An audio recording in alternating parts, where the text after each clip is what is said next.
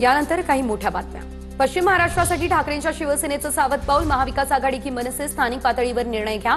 उद्धव ठाकरे यांचे पदाधिकाऱ्यांना आदेश। आतापासूनच चर्चा आणि तयारी सुरू करण्याच्या ठाकरेंच्या सूचना। बीडमधील माजी उपसरपंच गोविंद बर्गे आत्महत्या प्रकरणी मोठी अपडेट। नर्तिका पूजा गायकवाडच्या पोलीस कोठडीमध्ये 2 दिवसांची वाढ। भिवंडी शहरातील वाहतूक कोंडी आणि अतिक्रमणामुळे नागरिक त्रस्त। रस्त्यावरील अतिक्रमण वाहतूक कोंडीच्या समस्येवर आयुक्त आणि आमदारांचं रस्त्यावर प्रत्यक्ष सर्वेक्षण। गोंदियामध्ये अजित पवार यांच्या राष्ट्रवादीची कार्यकर्ता बैठक संपन्न। बाळासाहेब पाटील यांच्या प्रमुख उपस्थितीमध्ये मार्गदर्शन। आगामी नगरपरिषद नगरपंचायत निवडणुकीच्या पार्श्वभूमीवर कामाला लागण्याच्याही दिल्या सूचना।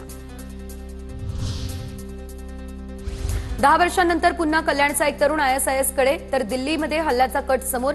2014 मध्ये 4 तरुण कल्याणहून ISIS मध्ये गेले होते। आफ्ताब कुरेशी नावाचा तरुण दिल्लीमध्ये पुन्हा पोहोचल्याची माहिती। महाराष्ट्र पोलीस दलातील शिपायांची 15,000 पदं भरली जाणार। अभिहित वयोमर्यादा ओलांडलेल्या उमेदवारांना विशेष बाब म्हणून आणखी एक संधी मिळणार। 2022 पासून ते 2025 पर्यंत या 4 वर्षांच्या कालावधीमध्ये वयोमर्यादा ओलांडलेल्या उमेदवारांना होणार फायदा। राज्यातील खरीप हंगामातील तब्बल 1,45,44,721 हेक्टर क्षेत्रावरती पेरणी पूर्ण। जवळपास 2,50,465 हेक्टर क्षेत्रावर ऊस लागवड। मागील वर्षाच्या तुलनेत तब्बल 99% पेरणी पूर्ण। प्रमुख 75 बस स्थानकांवरती मोफत वाचनालय सुरू करणार। पंतप्रधान नरेंद्र मोदी यांच्या 75व्या वाढदिवसानिमित्त उपक्रम। परिवहन मंत्री प्रताप सरनाईक यांची घोषणा। ऑगस्टमध्ये किरकोळ महागाई जुलैमध्ये 1.61% वरून 2.60% पर्यंत वाढली। भाज्या, मांस, मासे आणि अंडी आदींच्या किमती वाढल्या, त्यामुळे महागाईत वाढ। राष्ट्रीय सांख्यिकी कार्यालयाकडून आकडेवारी जाहीर।